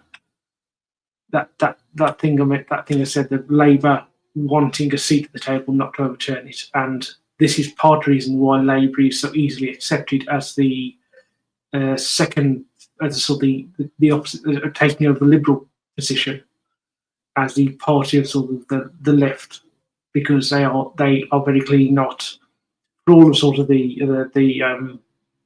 sort of rhetoric that you get in the elections. Famously, in Birmingham, you have Oliver Locker-Lamson, who's a Tory MP, who goes around his constituency with in an open back car with a makeshift sort of gibbet with a red hanging on it, and he's pulling it, the red sort of jumping.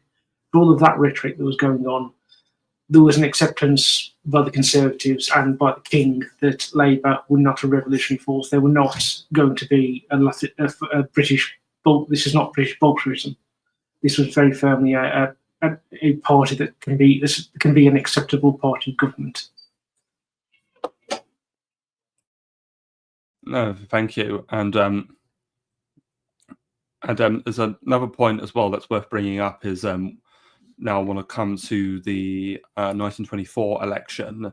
So in this one, so we can see here, so Baldwin is able to win a massive majority, 412 seats.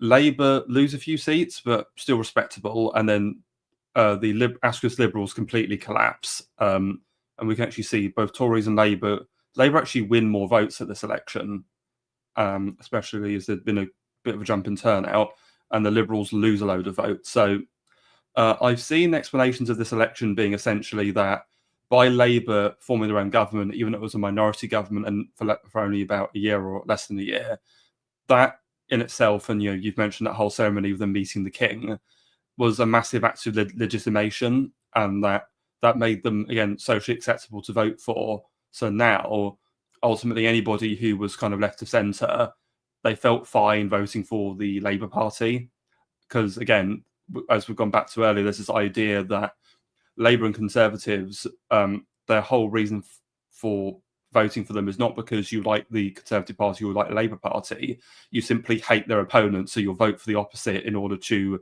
not get the other option. And so what ends up happening is the progressive votes coalesces around Labour to try and counter and stem the Conservatives. And this is why the Liberals ultimately declined to become a minor party. And just again, going back to the idea of the increase in the franchise, well, the Liberals here won 2.8 million votes. It should be noted that I believe in 1906, they won a similar vote total to this. So it's incredible how they won more votes than they did in one of their biggest landslides ever. Yet by this point, that's nowhere near enough to even be a party of the main opposition, which just shows you how much the loss, that increase of the franchise really did them in long term. Yeah, absolutely. And as well as that sort of the fact that the Labour Party is seen as a legitimate party government, there is also, we should mention the thing that really does bring down that government is there's an Oviev letter, which is this forged letter claiming to be from the chairman of the Comintern's in Oviev, which is calling for British soldiers to mutiny and there being a revolution. People worked out it was a forgery quite quickly at the time, and as far as we know, it was probably made by a White Russian forger in Berlin. Probably part of it was the handiwork of the spy Sidney Riley, who had been working for British intelligence from the 1890s up until just after about 1921, and then he was sort of a free agent working against working against the Soviet Union or Bolshevik Russia at that point. And that gets published in the Daily Mail 4 days before the election, and it causes it causes the Liberal vote to panic, because whilst Baldwin and MacDonald and Asquith and the King and sort of the established order of things we're very much held the view that Labour was not a threat. Labour was not going to be Bolshevism in Britain. Among Liberal voters, they are successfully frightened by the Zinoviev forgery, and that's part of what causes the collapse of the Liberal vote to get to the Conservatives, because they are seen as the anti-socialism, anti-Bolshevism vote, and so that's also an element of why the Liberals sort of go through the floor in 1924. A certain phrase of Margaret Thatcher's comes to mind. Anybody who tries to stand in the middle of the road without taking a side is liable to get knocked down by traffic on both sides. And I can't help but think that very much applies to Liberals here. Yes, absolutely. And that you just see that again. This is obviously going beyond that period again. When you have it in 1931, they attempt to have it both ways, and they get sort of driven. Like first they split, and then they get sort of driven over, I should say, in the 1935 general election. and 31 and 35. Yes, because later on, if I recall, Lloyd George brings back his National Liberals. Sir John Simon, I think, leads his own Liberals. Then you've got Herbert Samuel running the main Liberal Party. It just completely fragments into all these bickering factions, doesn't it? Yeah, absolutely, yeah. And Liberals don't really, after that, unite until the wartime government, and because the Liberal Party actually does join that coalition, wartime, actually join the national government in that point with Labour in 1940. And the interestingly though, between 1945 and 1964, you had the official Liberal Party, and then you had the continuation of the national government's National Liberals, which Sir John Simon, as you mentioned, was essentially leader of in 1945 in the national government with the official Liberal Party. Is a very strange situation where, in some seats in by-election between 1945 and by-elections and general elections between 1945 and 1964, you have Liberal candidates going up against national Liberal candidates who are sometimes called National Liberals or otherwise called Liberal Nationals. It's a strange quirk of British politics at that period. No, and obviously later on from here, the Liberals drift on as this minor party until you get to the 80s, where they become a bit more significant because the SDP break off from Labour, and you have the SDP Liberal Pact, and then that results in the creation of the Liberal Democrats in the 1988, and and now we've got led by Ed Davey, this complete clown show, children's show entertainer. I mean, Atticus probably rolling in his grave, isn't he? Yeah. One thing that should be pointed out is that the way you get that sort of the Liberal alliance in the 80s is because of the Liberal Pact in the late 70s with the Callaghan government. Because of this, after the second 74, in the two 74 elections, Labour is the largest party but doesn't get a majority. So they just about get a majority, and then between 74 and 78, they essentially lose it through by-elections. And so the Liberals form a sort of confidence supply agreement, similar to the ones that Asquith forms in the 20s, to keep Labour in power. And that sort of establishes the links between the Labour Party and the Liberals, particularly Labour right. So people like Roy Jenkins, Shirley Williams, Bill Rogers, who then go off and form, along with I've forgotten the Tory bloke who joins them in 1981, the Gang of Four, who do the Limehouse Declaration, then which forms the Social Democratic Party, the SDP. We then obviously go to form the alliance with the Liberals as a Liberal alliance, and as you mentioned, that becomes 88 Liberal Democrats.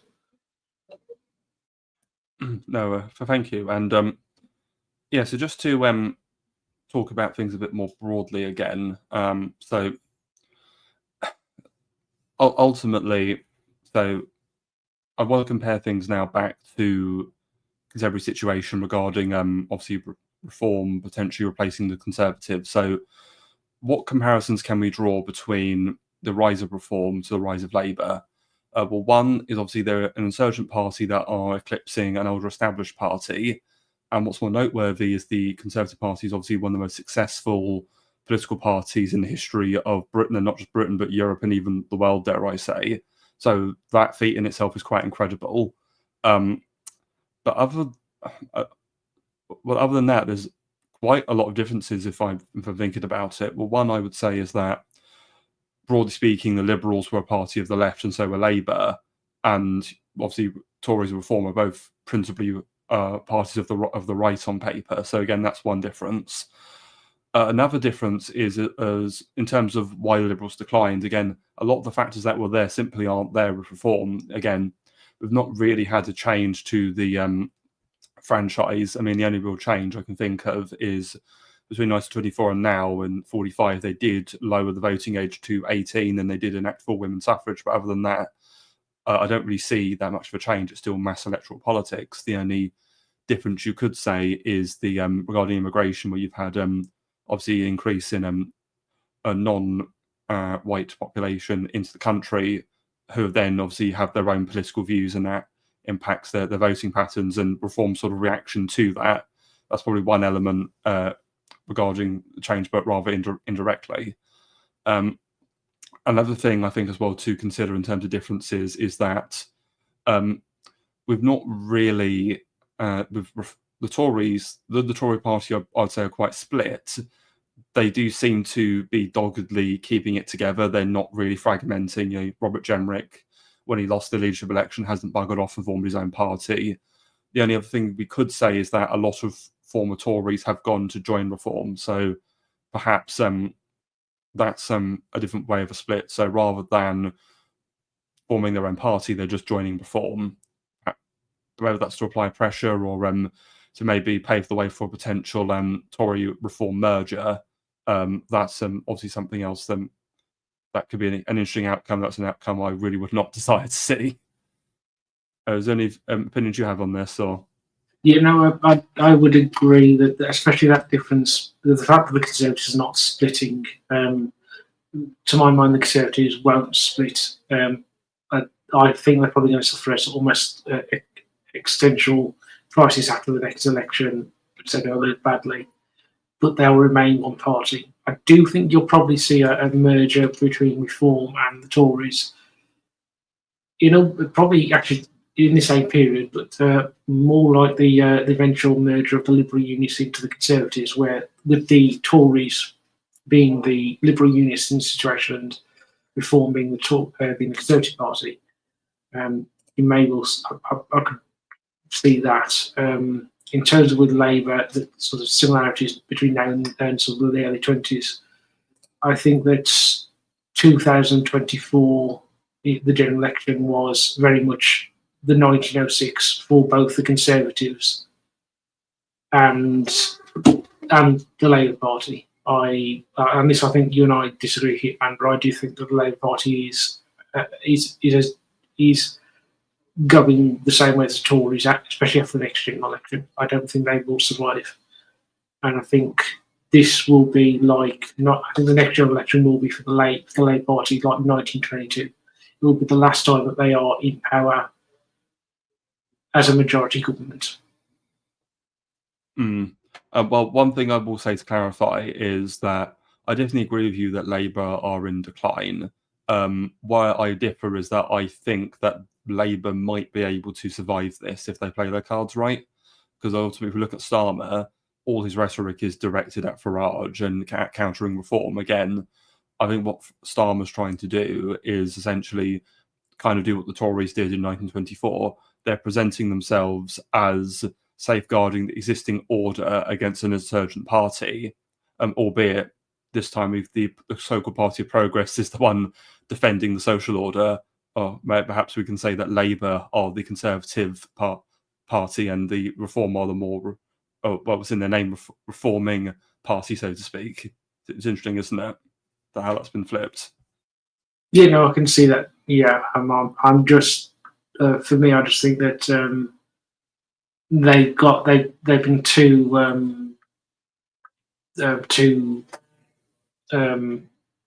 what the word is sort of too. They're too now associated with the old order, as it were, to sort of survive. From my point of view, at least. No, and I certainly think that's a possibility. I mean, you could be right, I could be right. It's all a question of, I think, to really do Labour in, I think we'd have to see them losing votes to like the Green Party, and the Green Party start taking more seats off of them. Obviously, at last year's election, the Greens won a seat in Bristol off of them, which was significant in addition to the one in Brighton. So whether they keep doing that, and I don't know, like urban liberal areas, remains to be seen. Of course, I mentioned the non-white voting population. They seem to be abandoning Labour and just voting for their own independent candidates. Maybe they'll form their own ethnic parties, and maybe that also will break apart Labour's coalition as well. Yeah, actually, in fact, I can definitely see there being a sort of ethnic party that undermines Labour in the exact same way the Irish Home Rule Party undermined the Liberals. That those sort of Guard of Independence we saw at the last election, sort of more of them growing and becoming an actual force in certain areas of the country that sort of that really only truly affect Labour. And I think another point is that with reform, I think what we can see with reform is essentially they become the party of the somewhat disenfranchised, white British public who are fed up with everything, and they are representing what it is to be British, whereas their opposition will just be these various urbanite liberals, whether it's the Lib Dems or the Greens or various ethnic parties that might form out of Labour. I mean, it's worth not forgetting that a few years ago in some local elections, a Bangladeshi party won a majority in local council elections in, I think it was Tower Hamlets, called the Aspire Party. So it's already happening at the local level. So honestly, it could easily happen at the national level. They'll start electing their own MPs. Yeah, and I think, isn't it something like there's about 50 seats that if that happened, Labour would lose outright.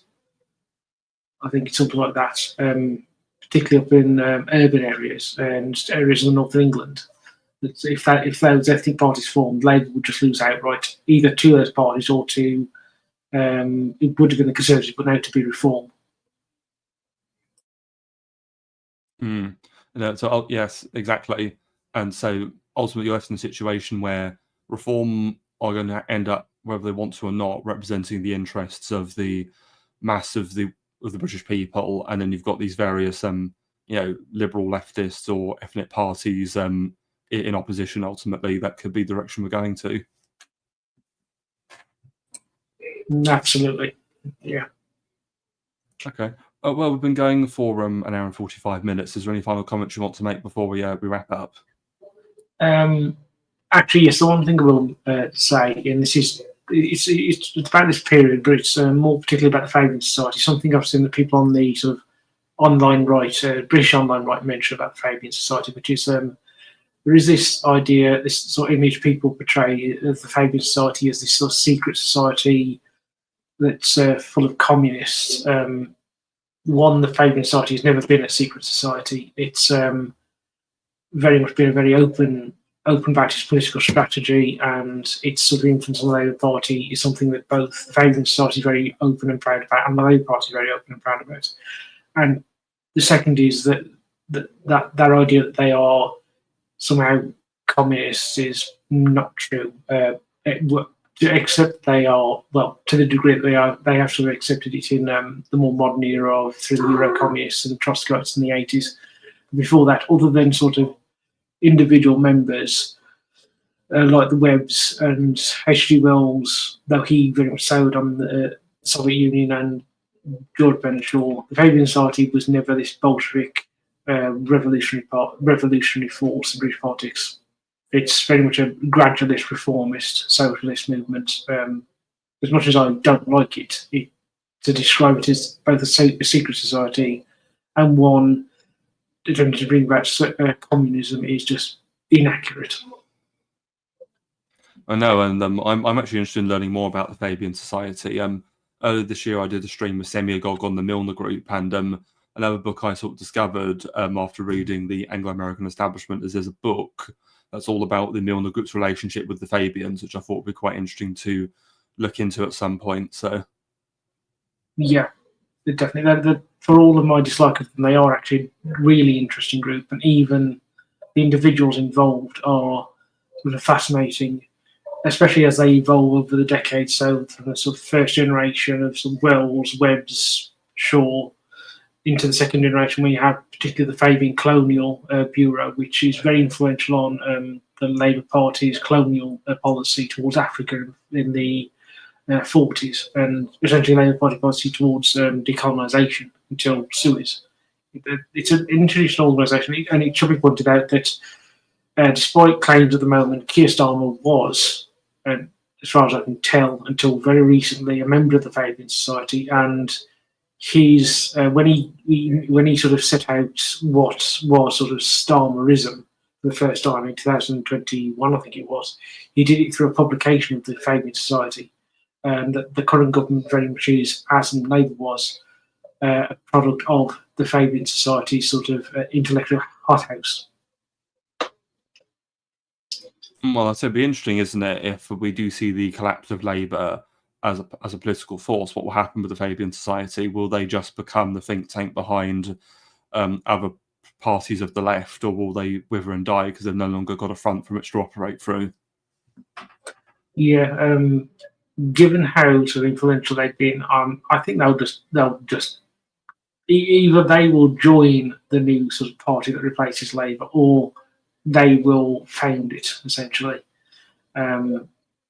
because they've got enough influence, and they've got enough influence and sort of connections within the media and sort of all the NGO structures around sort of British politics that they could quite easily form a new party around them, instead of letting one form naturally, as it were.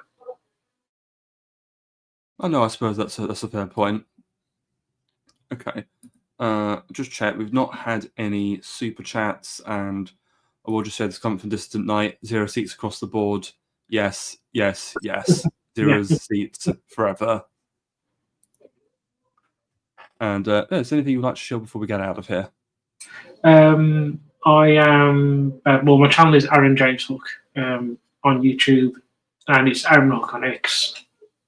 And at the moment, I am the area of YouTube I do book reviews, and the shorthand for the sort of channels like mine are called BookTube. And at the moment, I'm doing a sort of an event with a couple of other booktubers called Dune in June, where we're reading each a different book from the Dune series. I'm, over the course of this month, reading my way through Dune Messiah. So if you're interested in the Dune franchise, or a fan of it, this Saturday at maybe sort of 7 p.m. UK time, I'll be doing a live stream with those YouTubers, booktubers, to discuss sort of the Dune series.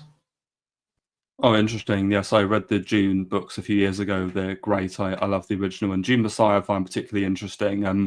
My favourite scene is there's a moment where Paul just outright rejects some constitutionalism. Yeah.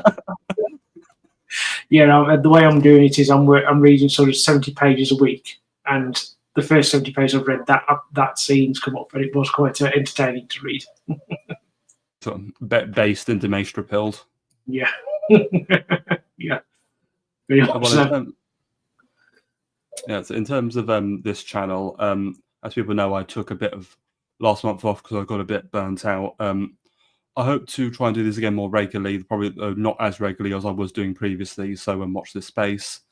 I do have a couple of guest appearances that were coming up in the near future. Ian Duke wants me to come on his Splendid Isolation history, because there's 2 streams he wants to do. One on the Aden emergency from 63 to 67 in Aden, Yemen, and then another one on the British in Oman and the Persian Gulf. So I'm doing some reading around that for when that eventually happens. And I also should be doing some other guest streams in the near future. I actually had one last Saturday on Semigog's channel talking about British pulp author Michael Moorcock, especially his series Elric and Coram. So if you'll find that interesting, you can give that a watch as well.